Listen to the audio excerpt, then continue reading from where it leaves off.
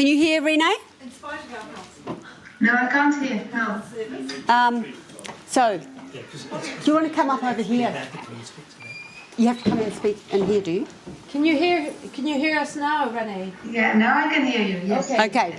So maybe Kathy's going to come and speak. Hi Renee, so I work for the Waiheke Resources Trust and we're doing a lot of the things that you're already suggesting at the end of the movie, and we've got a really big chance on this little island to be an example for the rest of Aotearoa New Zealand. So we really are working hard on the composting, on food resilience, on local.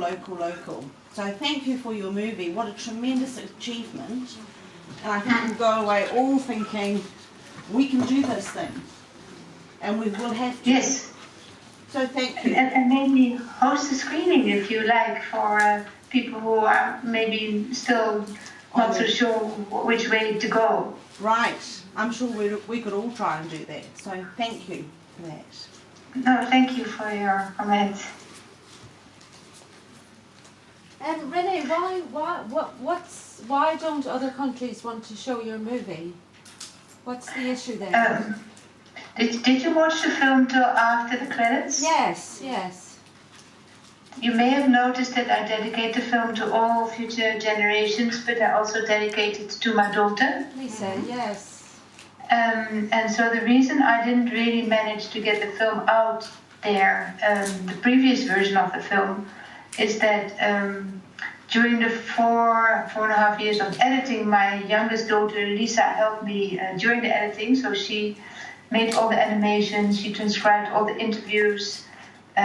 She really was my mirror in a sense. She was 25. She started when she was 21, and because I really wanted to make this film for the younger generation, because they get their news from such shallow sources, you know, Facebook. They don't read. I mean, investigative journal. You have to be an investigative journalist in order to find the truth, and it's getting worse. It's been getting worse actually ever since that time. So I really wanted to make this film for her friend, my daughter's friends, and to sort of say, you know, when they both left home and say, okay, this is where we stand, and this is how this is the crisis that we're already in, and now COVID is sort of waking us up that yes, there is a crisis indeed, because it suddenly affects us directly.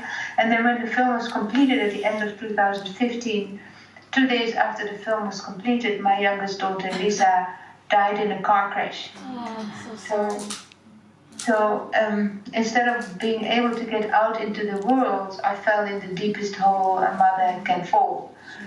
And only 2 years later, I managed to set up the New Normal Foundation, and that foundation found some funding to enable me last year to make a new version of the film.